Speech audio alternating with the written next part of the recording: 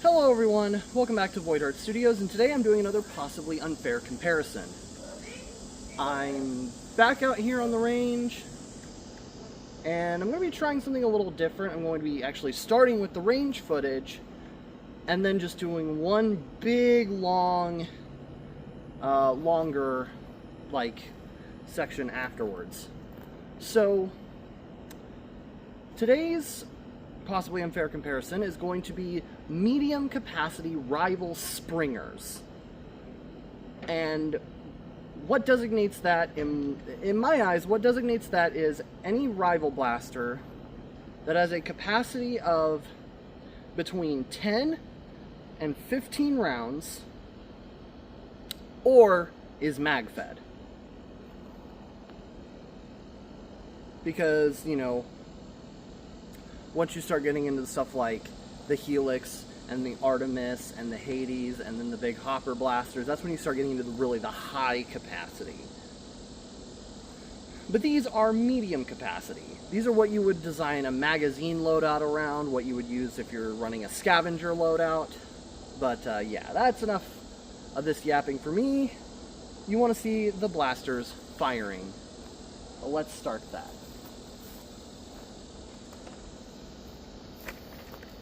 Starting up with the Hypnos. The Hypnos was released in 2019 and is magazine fed, pump action, and has a folding stock.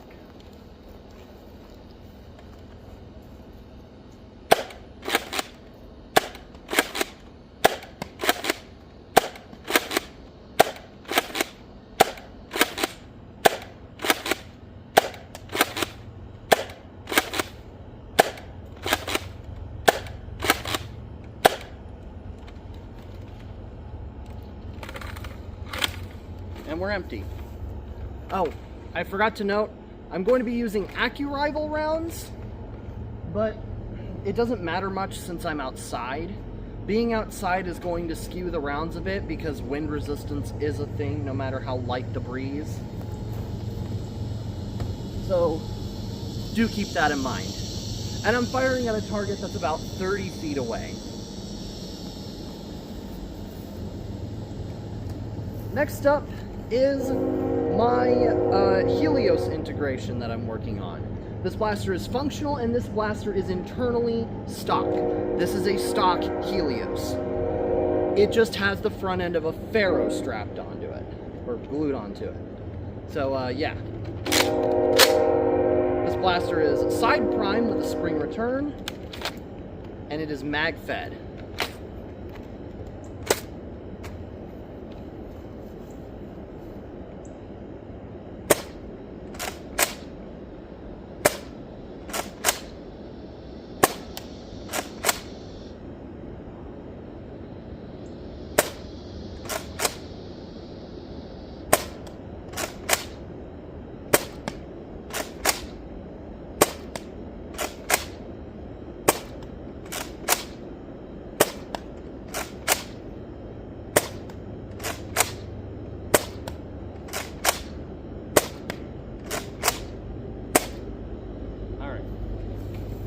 That is the Helios.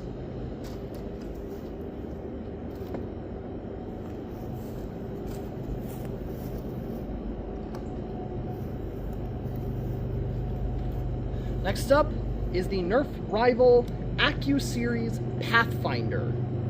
The Pathfinder is magazine fed and pump action. It does have a mag compatibility issue that I'll get into later, and it also has these weird adjustable iron sights. Let's get on with it.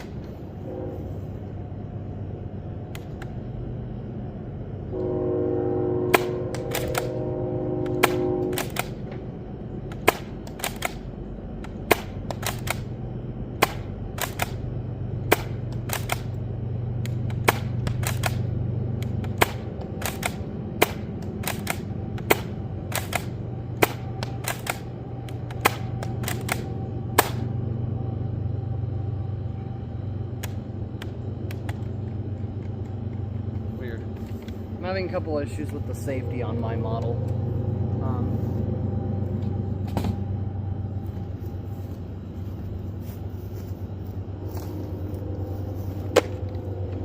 Up next is the Atlas. I would hate to not cover this blaster. And this is magazine fed. It is a pump action Springer, and it has the quirk of shooting 2 balls at once. I like keeping the jam door open to see how it operates. So, yeah.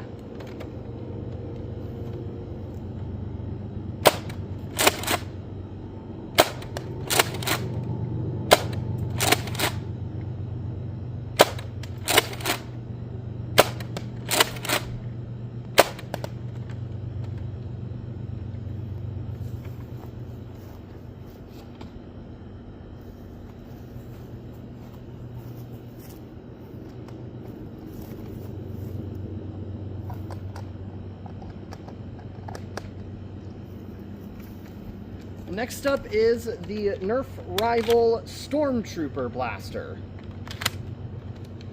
This is a spring-powered side prime rival blaster. The magazine fed, and the side prime also has a spring return. It's essentially a Helios. Alright, sending Helios 2.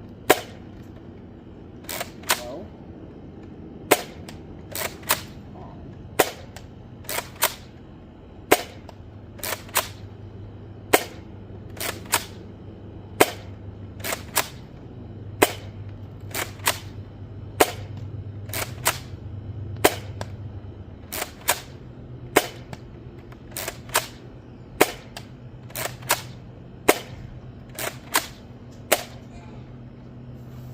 That's it for the Stormtrooper Blaster.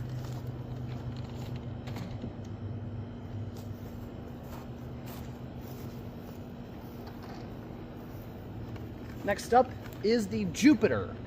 The Jupiter is internal magazine fed, which means the magazine is built in and you have to hand load each round. Bolt action, and it holds 10 rounds.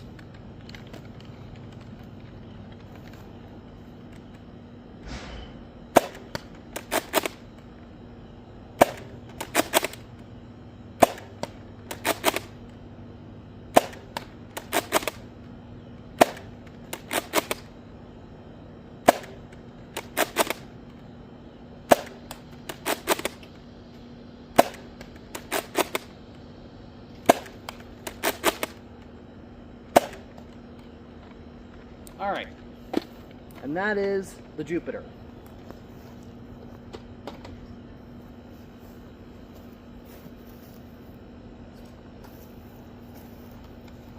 Next is the Nerf Rival Sideswipe.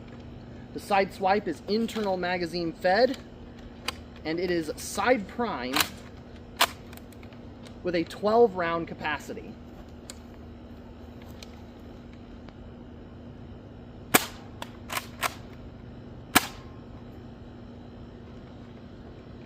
That ball? That ball, maybe.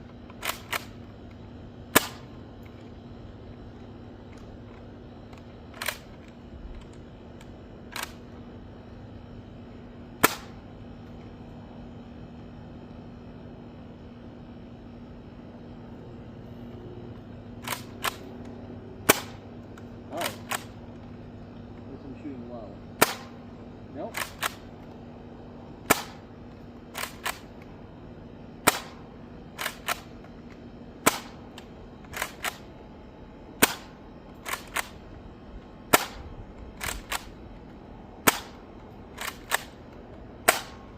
Okay, that was weird.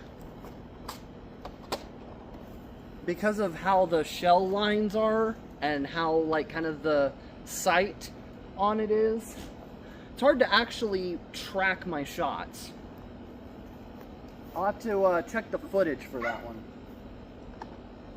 Next up is the OG, the Nerf Rival Apollo. This is custom painted but is internally stock. This blaster is top prime with a claw rather than a slide, magazine fed with no real other quirks.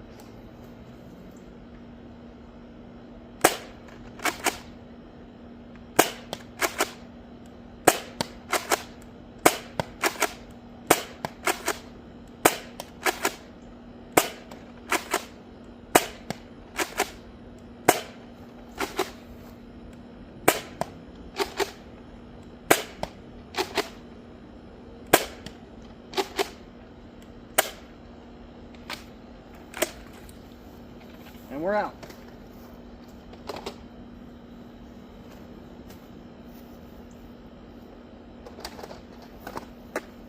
Next up is the Nerf Rival 4Runner. The 4Runner was released in the AccuRival series, and it is pump action with an internal magazine that holds 12 rounds.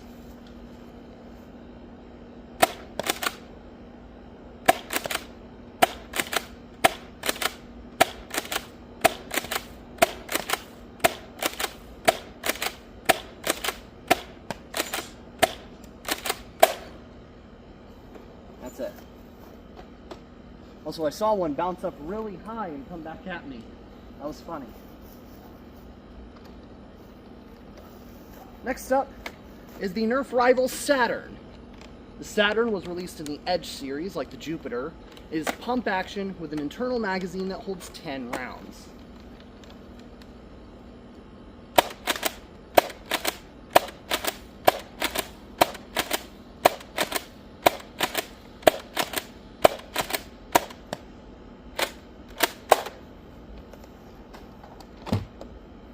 Alright.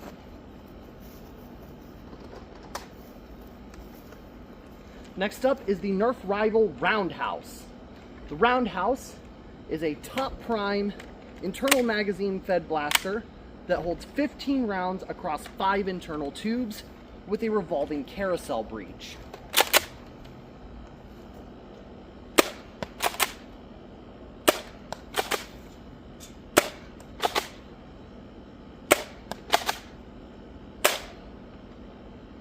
Fire.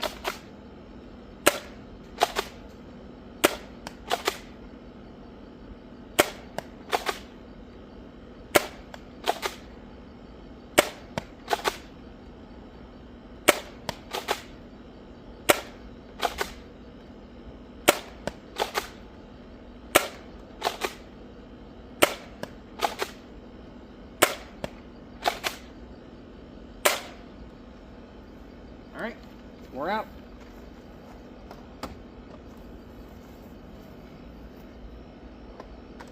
Next up, representing Dart Zone, is the Liberator. This is a pump action Springer with a 10-round internal magazine that feeds from underneath, kind of like an actual shotgun, which is pretty cool.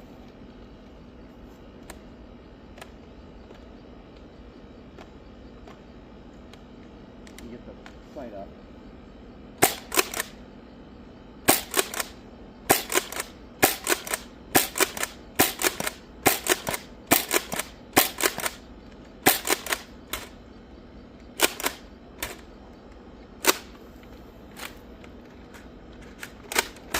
That's it.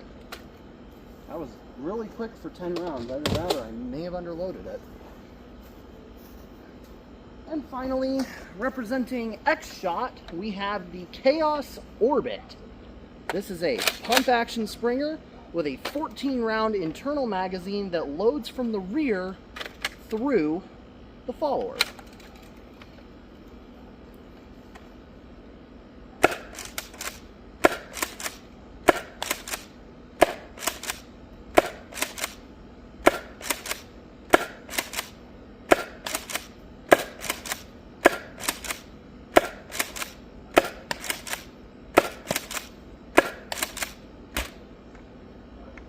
That was weird. Like about half of those rounds just went out and just floored it. Like that. I had to loft it up there for a bit. But yeah. And that is all of our blasters.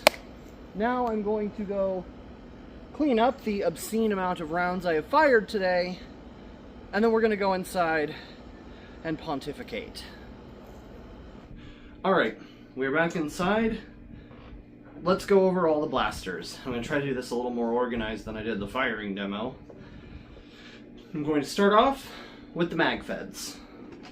So let's start off with the Apollo.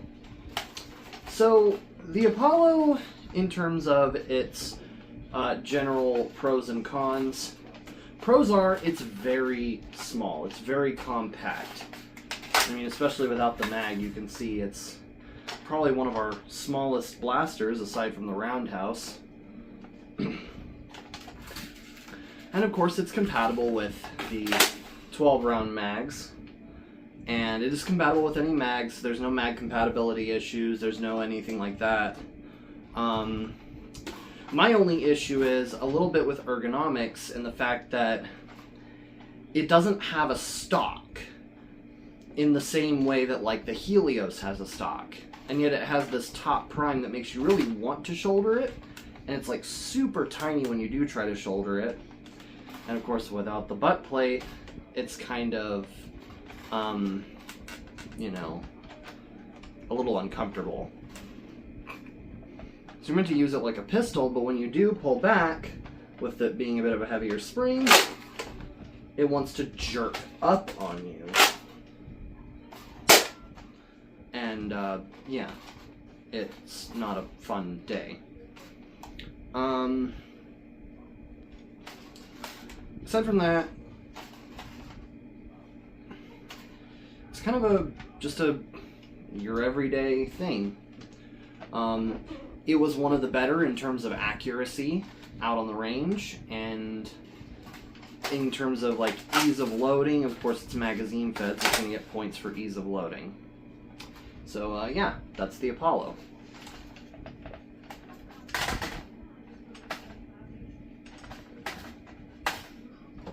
You know what, I'm just going to throw them on my bed. Next up, the Atlas. The Atlas, it's big. It's big, and it's pump action, and it's got a nice long, sturdy prime stroke. But one thing it does have that a lot of the other blasters don't is it's a shotgun. In the you know, meaning of it fires multiple projectiles at once. It shoots 2 balls in kind of an inline configuration from the breech.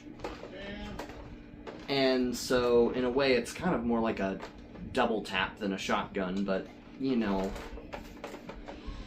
the groupings are nice and tight, and you know, most of the time that I actually hit the target, if I only hit it with one ball, the other ball didn't miss by much, and if I hit it, you know, usually I hit it with both balls though.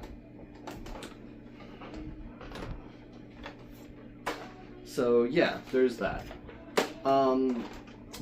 What I will say is this blaster can be prone to jams sometimes. This is not the Atlas that I had when I was a child.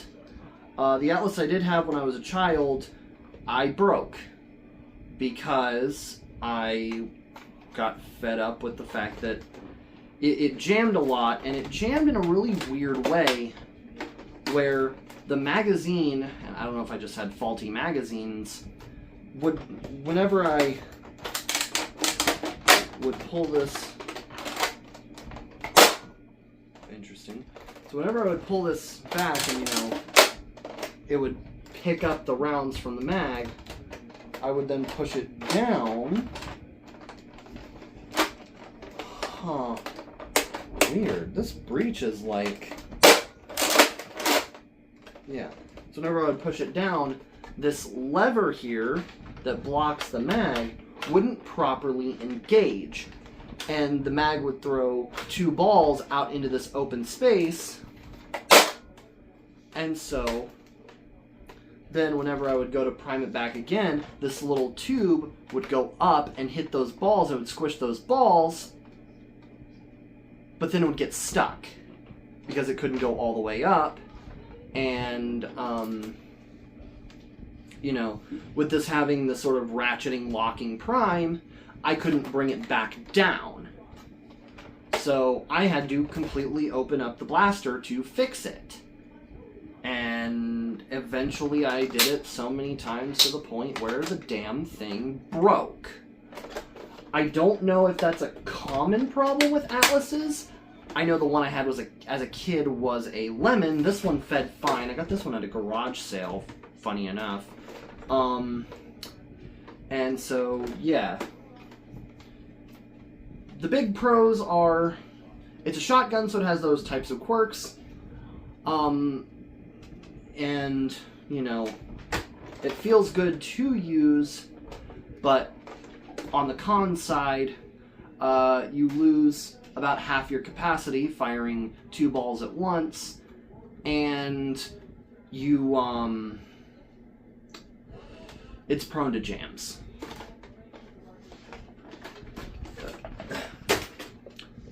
Next up, the Stormtrooper Blaster. Actually, chronologically, next up would actually be the Helios. So let's talk about the Helios. My Helios, which I have done very wicked things to externally. Internally, again, this is a stock Helios. Externally, I've done things. Obviously, I have cosmetically modded it with integrated parts from the Nerf Rival or the Nerf Ultra Pharaoh, as well as the foregrip from a Retaliator. But I'm not going to talk much about the mods. This video isn't about the mods. This video is about the blaster. The blaster functions well. I do like that it has a spring return, so when you pull back on the priming handle and let go, it just sloops forward and slurps up the ball, and you know, you've got all that. And it's all in all I wouldn't say upgraded Apollo. It's more like a 2018 side grade to the Apollo. It does some things differently to the Apollo, but I wouldn't say it makes it better or worse, because it still has a similar con to the Apollo. The Apollo's con is the fact that it has no stock. The Helios's con is, despite them trying to add a stock, it still has no stock. The stock is so tiny. The purchase is so tiny on this thing, it feels like I'm cooped up into a really itty-bitty CQB blaster, and I'm probably thinking about actually extending the stock for this mod here. But yeah, it has no stock. It has a stock, it has a butt plate, and the butt plate is cool because it does make the prime a little more comfortable until I have to jackknife my arm to prime it. But yeah, it is... yeah. Of course, loading's easy enough. It's mag fed. It has a little bit of a grip there in the middle of the grip where you gotta kind of force the magazine past that.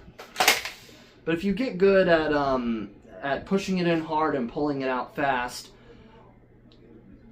that's what she said, you can you can be very effective at reloading your Helios. So, pros again, compact, easy to use, easy to load, good accuracy. I mean, they're all having decent accuracy. And most of the issues I had with accuracy, and I'll just say this, is because I was outside.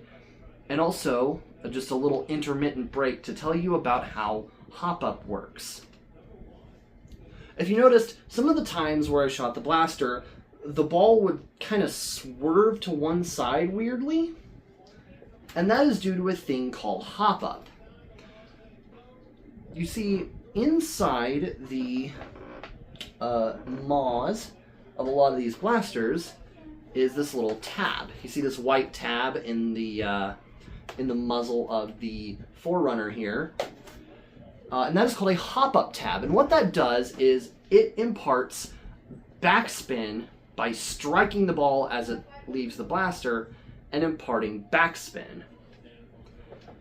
So what that does is it makes the blaster kind of drift up a little bit, and it allows it to carry farther and have a much longer range. Some rival blasters, despite only hitting 100 FPS, can have the same ranges as dart blasters that hit 130 or even 150, just because of the fact that the balls carry.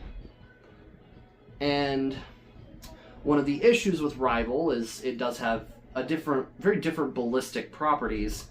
They are a lot lighter than darts, I believe. They're usually like less than a gram to a gram. But they don't have that rubber head, that heavy rubber head which guides the dart.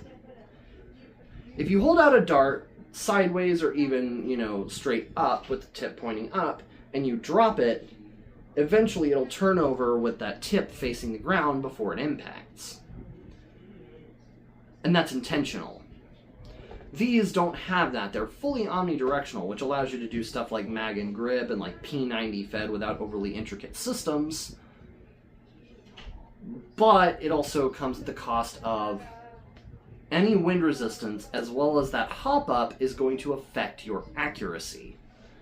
So being outdoors with Rival is generally not a great idea if you want to preserve accuracy. But also, do remember that when holding your blaster, any tilt that you impart on your blaster is going to show in the round's trajectory because of that hop up. And so I would have moments out there where I was subconsciously, I didn't quite entirely, I wasn't quite entirely aware that I was doing it. I was slightly tilting the blaster, and some of the rounds would kind of swerve off a little bit. And that's not great. It's not a problem when it comes to dart blasters because they don't have hop up and they're not omnidirectional like that. If you're shooting a blaster, canted 45 degrees, going 90-degree gangsta style, or even firing the blaster upside down with a dart blaster, you're not going to have any effects to your range or your accuracy that wouldn't already be caused by the dart. Or, your barrel, or your muzzle device, or your flywheels, or whatever. With Rival, you do. Because it's different in those ways. So a lot of my hard swerves were because of hop-up, and I honestly don't even know what the orbit was doing. I'll talk about the orbit in a sec. But let's continue on. Tangent over, but I figured I should get that out of the way. Next up is the Stormtrooper Blaster. This is a 2019 blaster, and it is a replica of the F-11D blaster rifle from Star Wars. It has the same magazine compatibility as the Helios, though the mag release is a bit of a tight press. And it has the same magazine release as the Helios. It has the same priming location, and so it's a Helios. Like, even down to having the jam door directly underneath the priming handle, this thing is a Helios and a half. But the great thing about it being a reshelled Helios is that it's a good blaster. The Helios is a good blaster. And this actually alleviates one of the cons that the Helios has, and that being the short stock. But it brings a whole new con into that fact that the stock is too fat. The stock is too fat. See, this butt plate is very wide. It is wider than the butt plates of most Nerf blasters. This is compared to the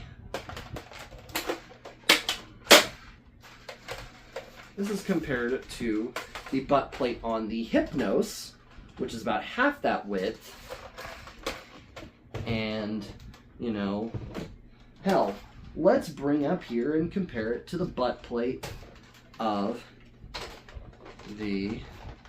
Let me wipe it down, because... So, it's gonna look... It looks like crap, but that's because I've already tried to glue a butt plate extension onto it, and it failed horribly. But compare it to the Helios's butt plate. The Helios's butt plate isn't even that wide. And the problem that this causes is the fact that it actually has trouble getting into that divot in my shoulder when I hold it at proper rifle stance. And it gets uncomfortable, because with it having sharper angles due to being a prop, and, not being properly filleted, it then starts to kind of jab into my arm and jab into my titty. And, yeah, that's a problem. Because, it's uncomfortable. It gets uncomfortable quick. And what I've found that's the easiest way to circumvent this is to instead brace it kind of on your arm. Put it kind of on to where it's entirely resting on your bicep. Because of it resting on your bicep, it is, you know, it's a lot more comfortable. Speaking of comfort, even with that, I'm going to say this stock is almost too long. See, with the Helios, the stock was too short. On this, the stock is almost too long. That is an incredibly long length of pull. To the point where it extends past the point of being really comfortable, and it's like, it's long. I can barely, with the blaster braced on my arm or even in my shoulder, as in my shoulder as it can get, it's still a little harder for me to reach the priming handle. So I would actually not recommend this. I would actually not recommend purchasing this if you are a smaller person. If you're like, you know, under 5'9", 5'10", I'm 5'11", and I mean, most of this problem is probably caused by the fact that I'm fat, but even still, Nerf is meant to be an accessible sport to anybody, and especially Nerf Rival. All these other blasters fit me almost perfectly, unless they have, you know, a super short stock, but that's just because I'm tall. You see, a shorter person, like somebody who's, you know, under 5'6", maybe closer to 5'2", 5'3", would actually love the Helios, because the Helios has a stock that would fit them. Not me. I'm tall. But yeah, that is the Stormtrooper Blaster. Pros, it's a Helios. Cons, the two things that improved upon the Helios, it almost improved too much. Or the one thing it improved on the Helios.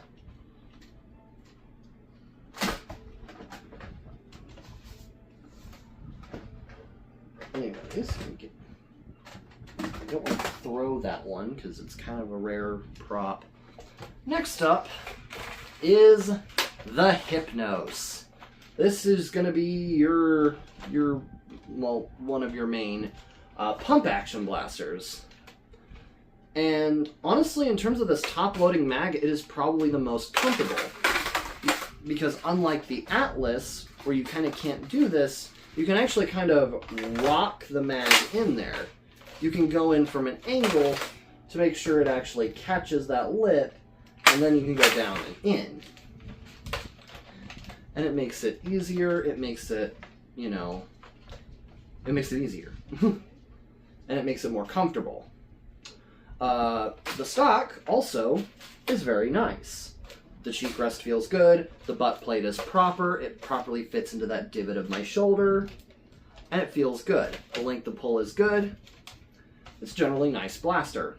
And of course, the stock also folds. Primarily for the purposes of storage, but also it does make it a smaller blaster. So if you need a like really hard corner peek or do something like that, or go gangsta mode, I say this as the whitest person you'll probably ever talk to. It is, yeah, it's nice for that.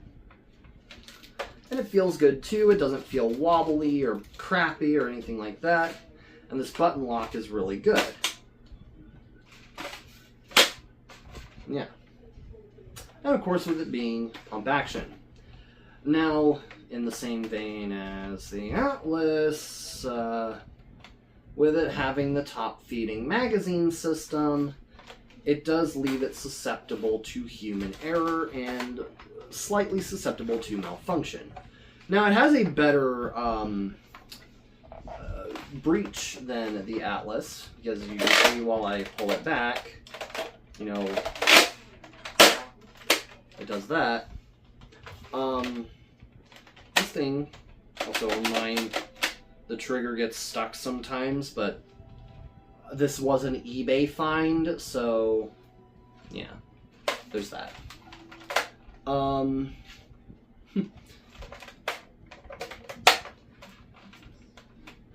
So yeah. One thing I do like is the thing actually has a spring in it, so when you hit the mag release, it kind of ejects the mag, which makes it easier to grab. And then, of course, for you maniacs who actually do this, it makes it easier to just grab drop it. Because you can then just kick it out to the side, or, you know, kick it in, kick it down, and it'll gravity drop your mag.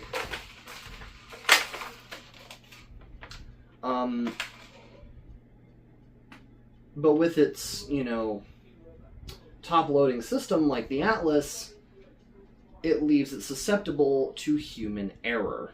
And I kind of touched on this, but then I went off on a tangent. I'm sorry.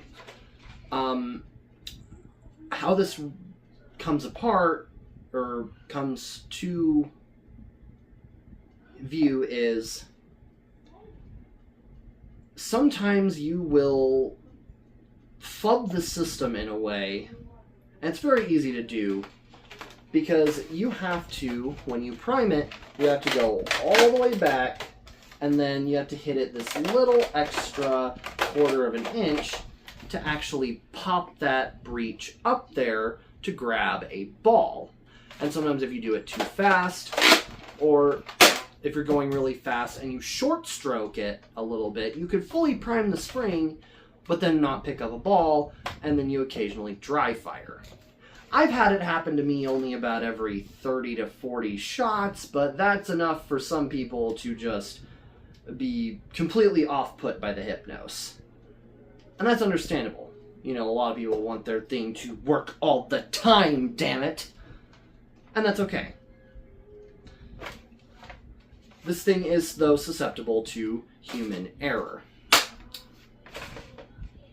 There you go. Summary for the Hypnos. Pros: it's very traditional, very large, and the magazine system is easy to use despite being unorthodox. The cons are it is very susceptible to human error. And finally, for our MagFeds, the Pathfinder. The Pathfinder is our MagFed representative from the AccuRival series, and it launched in 2022. It is, you know, it's kind of like an Alpha Trooper in a way. Pump action, it feeds the mag in a traditional format. This isn't the mag it came with, this is the Challenger's mag, but it loads in the same way. So, yeah.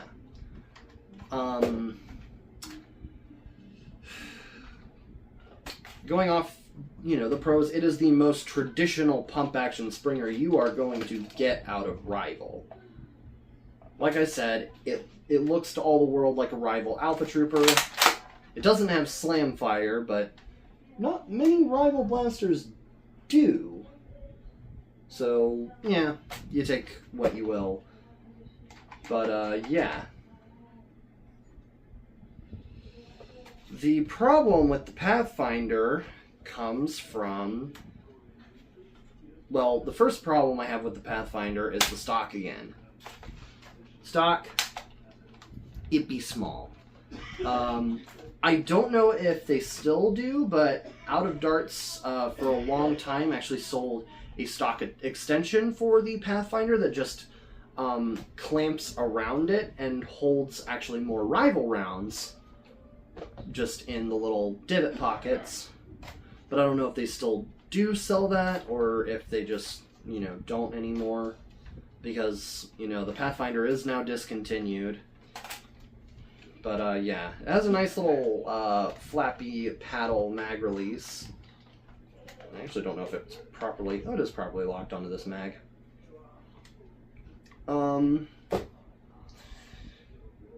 The mag goes in backwards.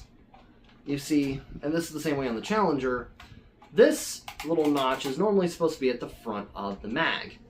But to load this into the blaster, you see it's not going in. You have to turn it around and put it in with that notch backwards. So, yeah, you are essentially, you know, having issues there for people who are used to all the other blasters where the mag loads in like normal.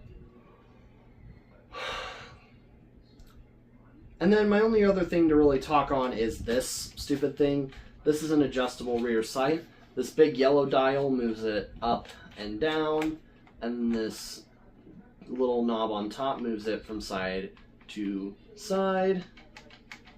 And it is meant to be a little, you know, precision sight. And it goes up to this green blade up here. Most of the AccuRival blasters have this. I know definitely the original 3 and the 4Runner do.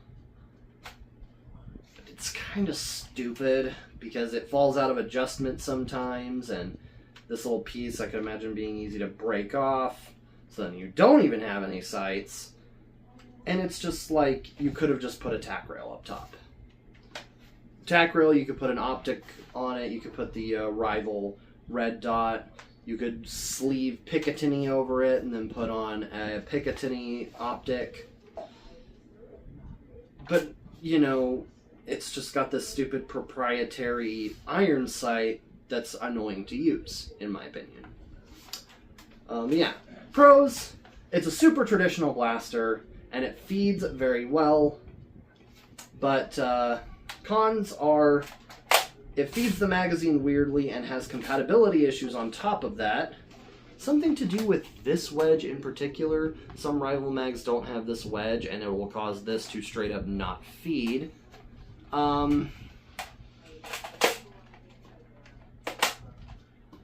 And the sights are stupid. The sights are very stupid. Oh yeah. That'll be it for the Pawfinder. Now let's get on to the internal mag blasters. Starting off with the Roundhouse. The Roundhouse is a minimized Artemis, pretty much. It has 5 tubes of 3 rounds, which does make loading kind of difficult because you have to kind of go all the way around the blaster. And it's too big to be used as a secondary, and that's why I'm calling it a primary. Because that's pretty much its only use case. Other than that, it rotates well. Feeding can have some issues with this carousel breech system. Sometimes it can kind of lock up and screw up, and sometimes it jams completely. Sometimes, I think I've seen issues of sometimes it just getting stuck and you have to open up the blaster to fix it, but I haven't had any of those issues myself. The jam clearing method is kind of cool. It pushes the whole front of the blaster out so you can get to the little breech and all that. But other than that, the Roundhouse is decent. Pros are, it's very compact being a pistol, and it doesn't have any excess bulk of magazines, and all you have to do is carry around extra rounds. And the cons are, sometimes the feeding likes to herp derp.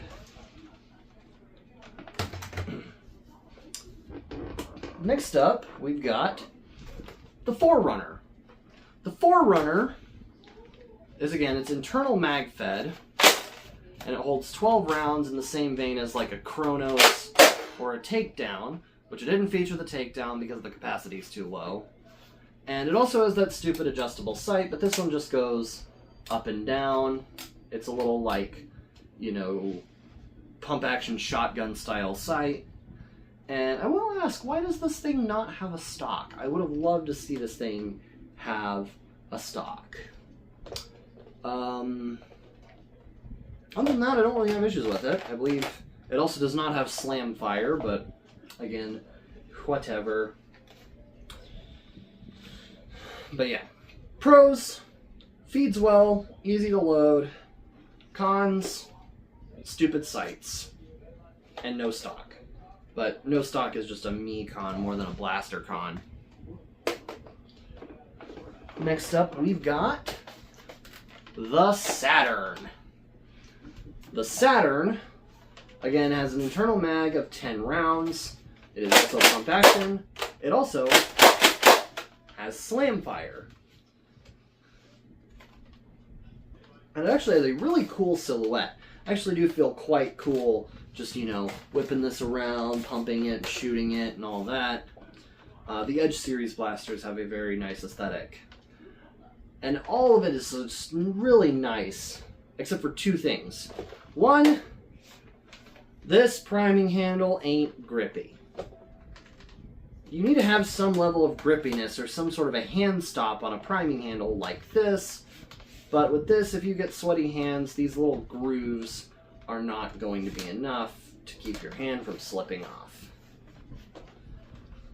And then going back here, this is probably the most egregiously tiny stock.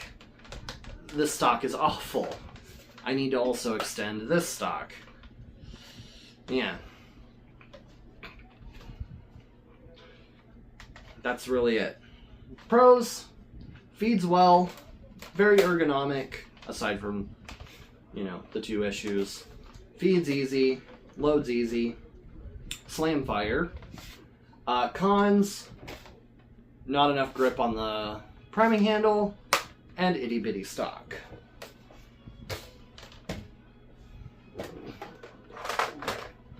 Next up is the Jupiter. The Jupiter is a bolt-action Saturn, or really a bolt-action double-capacity Kronos. The front sight flips up and down, which is kind of cool. It gets it out of the way for if you do put a sight up here. It's easy to load rounds. You just pull back the bolt, and then, you know, load your rounds in like so.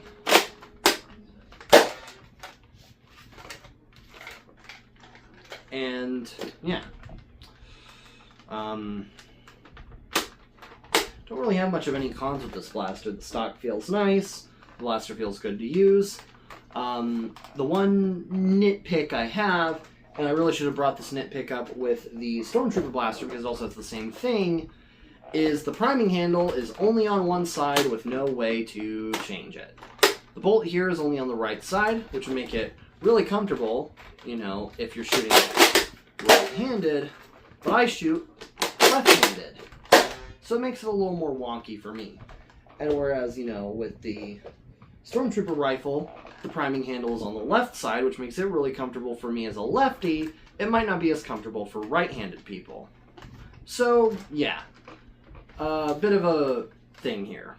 Again, pros, feeds well, functions pretty good, loads easily.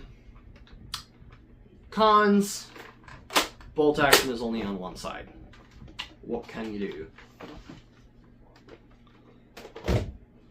Next up is Sideswipe.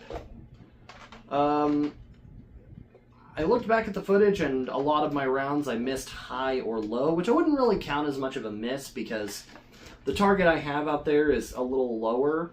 And while it's the width of a man-sized target, it is not the height of a man-sized target, so realistically, if you were aiming a little down to hit that target, a lot of your rounds would go up and usually hit, and would probably hit like center mass. The feed system on this one is actually pretty cool. You pull this down and it's supposed to lock, but mine doesn't anymore. It's supposed to lock down here in between these two, past these two little tabs, but no matter. I'll click it in there and it'll look like it locks, and then when I let it go, it slams back. But yeah, it's mag fed. It's pretty cool. The stock is a little short, but this feels a little more like, it feels more like a PDW kind of gauntlet blaster. And the priming handle has a shorter stroke than the Helios, and so yeah, not as much of a complaint for me. Also, like the Helios, this priming handle is reversible. You just have to thread it out and install it on the other side. So yeah, now you've got your setup if you're a righty. Yeah. It's got a cool little, it's got cool ergonomics, and I do very much enjoy it. I will say, though, the internal mag is a little bit weird to load. Even back when this actually, you know, locked properly, loading like this is a bit strange. Or maybe it's easier for right-handed people to just do that, but still. So yeah, loading is more annoying for lefties. And then the curve shot gimmick doesn't really do much. It has, you know, the twistable thing to where if you turn it here, it takes advantage of the tilt and allows you to curve shots around corners, which is cool. But it's not really practical because you could achieve the same result by just tilting your blaster. As you can see, by when I even have my blaster slightly tilted, the tilt combined with the wind resistance would cause rounds to sway a little bit. So yeah. Curveballs. Kind of cool. Yeah. Pros. Nice ergonomics, interesting profile. Cons, weird loading mechanism, and the way it's sighted makes it hard for me to track balls.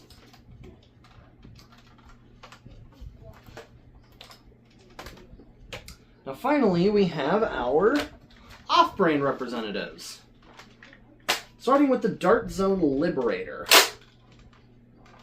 This thing loads very interestingly. You pull this back, you pull that little tab back, and then you can load it from the bottom, like kind of like a shotgun. Except backwards. You load in and it actually goes back. You load in from the front and it actually goes back, rather than loading from the back and it going towards the front, because the breech is all the way up here. But it still feels good to operate. Doing this still feels nice. There are, once again, two cons with this blaster. You know, your pros are very much, you know, emotional response, feel is very nice. Cons are this stupid safety. You have to hold this down like a rev trigger to be able to pull the main trigger. So if you're not holding it down and you try to pull the trigger, it doesn't do anything. Then once you hold that down, then you can actually pull the trigger and fire. Which they did this on most of their rival blasters, and it annoys the hell out of me. But yeah. It also has lower FPS. Most rival blasters chrono at about 90 to 100 FPS. That's why I didn't really take FPS into account much here. This thing chronos in at around 80, which makes it considerably less when most rival blasters average out around 95 to 100, and some even going down to 90. When this thing's going from like 75 to 85, averaging close to 80 or 81, that's a little more noticeable, and it's a little weaker in terms of range. So yeah, pros, it's very fun to use. Emotional response is definitely there. Cons, trigger safety, and the fact that it shoots soft. And finally, our X-Shot representative, Orbit. And I think I've got our culprit as to the reason why my rounds were not. Yeah. I know the culprit as to why the rounds were not doing anything. So, this is why the rounds weren't carrying as far. This blaster, we'll get into that in a sec. This blaster is very nice. The gold finish here is only on the Royale Edition, which is the one I have. And it's very nice. It's pump action. It doesn't have a stock. It has a built-in sight, which is kind of cool. It has like a little reticle on a printed plastic piece. And the magazine system is very interesting. You pull the follower back and it locks back, and then you feed it through its little bort hole here through the follower. And then when you're done loading, you hit this button on the left, and that follower smacks forward into your rounds. Actually, I'll load a few rounds into it. I've got 5 here up on the desk. It's very easy because you just drop rounds in and you just push them. I just sent 4 rounds home just like that. You take your 5th and do that, and then give it a little smack, and it, you know, knocks forward. And by that, it just functions like a normal internal mag. So, yeah.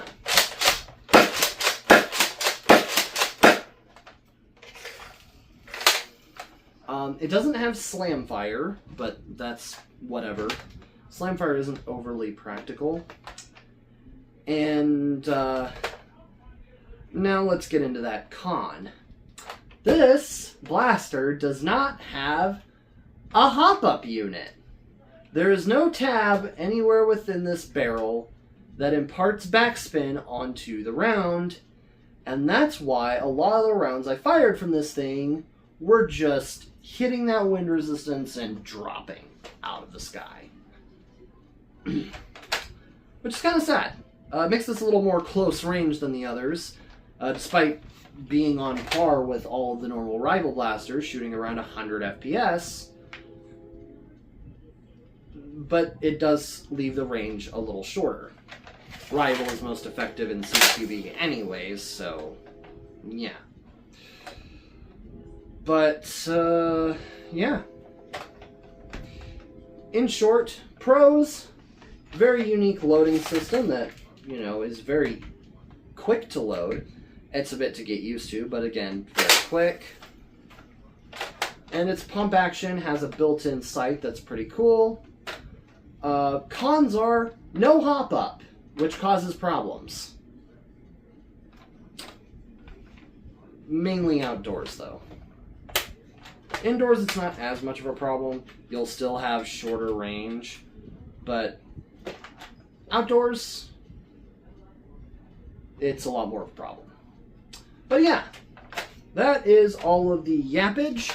Now, I don't pick a clear best or worst, because it's like asking a parent to pick their favorite child.